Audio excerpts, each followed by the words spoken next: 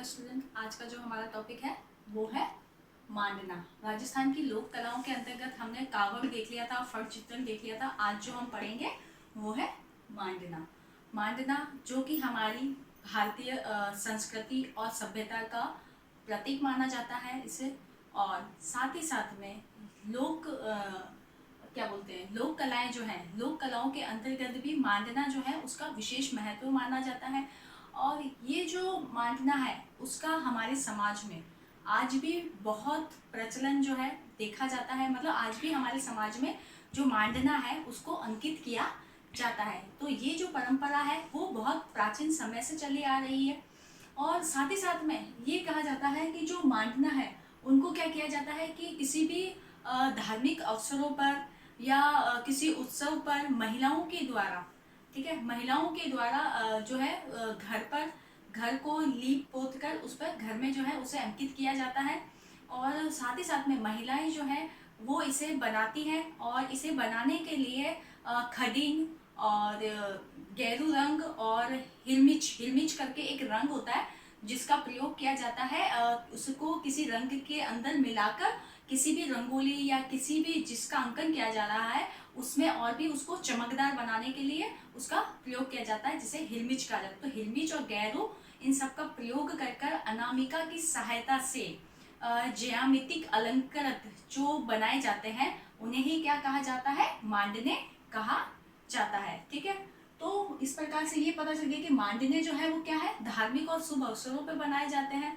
और विशेष तौर पर मांडने जो है वो राजस्थान में जो बनाए जाते हैं वो कौन कौन से हैं। तो सबसे ज्यादा जो मांडने चित्रित किए जाते हैं वो है लक्ष्मी माता की जो है हो गई, लक्ष्मी माता की जो है उसका अंकित किया जाता है चित्र।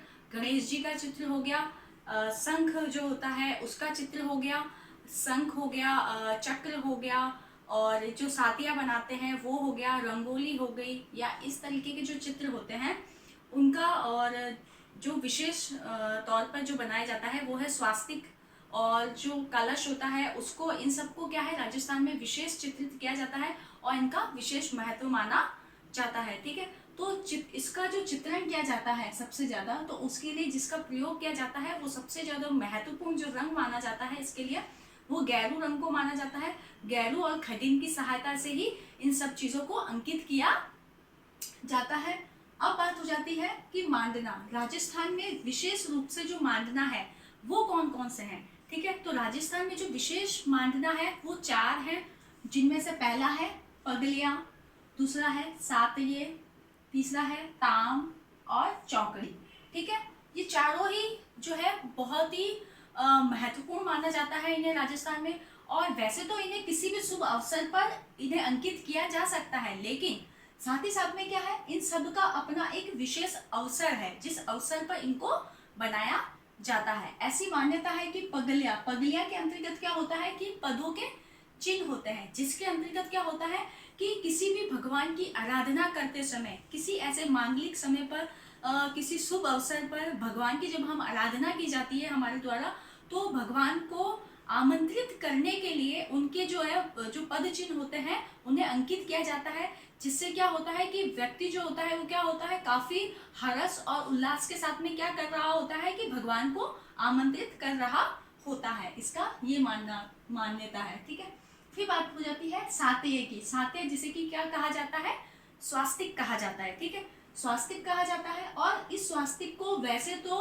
हमारे सामाजिक हर मतलब किसी भी मतलब धार्मिक अवसर पर या किसी भी अवसर पर आप ऐसे सातिया बनाया जा सकता है, लेकिन राजस्थान में यह मान्यता मानी जाती है कि सातिये को जो है वो एक बच्चे के जन्म के अवसर पर विशेष रूप से इसकी मान्यता को माना गया है। मतलब जब बच्चे का जन्म होता है तो गांव की जो ग्रामीण महिलाएं होती हैं उनके द्वारा घर की दीवारों के चारों ओर जो है जो सात्या है, जो स्वास्तिक है वो बनाया जाता है, या घर की जो चौखट होती है उस चौखट पर जो स्वास्तिक है वो बनाया जाता है। और तो और घर की महिलाओं द्वारा इसे विभिन्न आकार में भी बनाया जा सकता है। तो इसी प्रकार से ये माना जाता है कि विशेष रूप पे बच्चे के जन्म के टाइम जो है इस सातिये को बनाया जाता है। नेक्स्ट है हमारा ताम। ताम जो होता है ये एक वो अंकित मतलब वो मांडना है जिसको विवाह के समय विवाह के अवसर पर इसको अंकित किया जाता है, यानी कि वर वधू के सुख समृद्धि जीवन के लिए कामना की जाती है और मंडप में इसे अंकित किया जाता है। उसी के बाद में जो है वो विवाह संपन्न किया जाता है। नेक्स्ट आ जाता है चौकड़ी। चौकड़ी जो होती है वो क्या होती है कि जिसमें 4 कोने होते हैं, मतलब ये रंगोली या ये जो अंकित करने वाला जो मांडना है वो ऐसा होता है क्योंकि चौकड़ी इसलिए क्योंकि इसमें 4 कोने होते हैं और इसे एक होली के अवसर पर, चौकड़ी जो है इसे विशेष तौर पर होली के अवसर पर मांडा जाता है। और यह कहा जाता है कि 4 कोने की होने के कारण ये क्या है, चारों ही दिशाओं में खुशियों का रंग बिखेर देती है और साथ ही साथ में सुख और समृद्धि को बढ़ाने का कार्य करती है। इसीलिए इस चौकड़ी का क्या है, विशेष मांडना, इन चारों जो है उनको, इन चारों को ही राजस्थान में बहुत मान्यता दी जाती है अलग अलग अवसरों पर। अब बात हो जाती है कि मांडना जो है उनको अलग अलग क्षेत्रों में, अलग अलग राज्यों में किन किन नामों से जाना जाता है। ठीक है, तो पहला है गुजरात। गुजरात जो है वहां पर मांडने को क्या कहा जाता है, सातिया कहा जाता है। सातिया मतलब जो स्वास्तिक उत्तर, ठीक है, सातिया कहा जाता है गुजरात में। और उसी प्रकार से मांडना को महाराष्ट्र में क्या कहा जाता है, रंगोली कहा जाता है। बंगाल में अल्पना कहा जाता है। उत्तर प्रदेश में चौक पुराना या सोन। ठीक है, तो उत्तर प्रदेश में क्या कहा जाता है, चौक पुराना या सोन कहा जाता है। और तेलुंग, तेलुंग में इसको मोगू, मोगू कहा जाता है। और तमिल में इसको कोलम कहा जाता है। बिहार में इसको अहपन, अहपन कहा जाता है। ठीक है, ध्यान से सुनना, अहपन कहा जाता है। और ब्रज और बुंदेलखंड में, ब्रज और बुंदेलखंड में इसको सांझा, ठीक है, सांझा कहा जाता है। तो इसी प्रकार से आपको अन्य नाम भी पता होने चाहिए कि मांडना को और क्या कहा जाता है। राजस्थान में मांडना कहा जाता है और बाकी अन्य क्षेत्रों में इसको जिन जिन नामों से जाना जाता है वो मैंने सारा ही बता दिया है। इसके बाद में आज जो हमारा ये मांडना है वो टॉपिक यहीं खत्म होता है। इसके बाद में एक बहुत ही इम्पोर्टेंट सूचना है जो आपको देनी है, वो ये है कि जैसा कि हम सभी को पता है कि हमारे देश में एक बहुत ही भयानक जो बीमारी है जिससे हमारा पूरा देश जूझ रहा है, सभी को पता है, कोविड-19।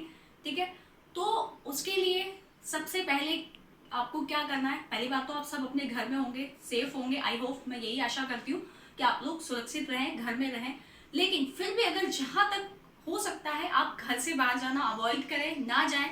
लेकिन अगर फिर भी आप घर से बाहर जाते हैं तो प्लीज़ मास्क लगा के जाएं, अपने आप को कवर करें, ज़्यादा से ज़्यादा सोशल डिस्टेंस का जो है नियम उसको फॉलो करें, 5 से 6 फीट की दूरी पर रहें, समूह में ना रहें।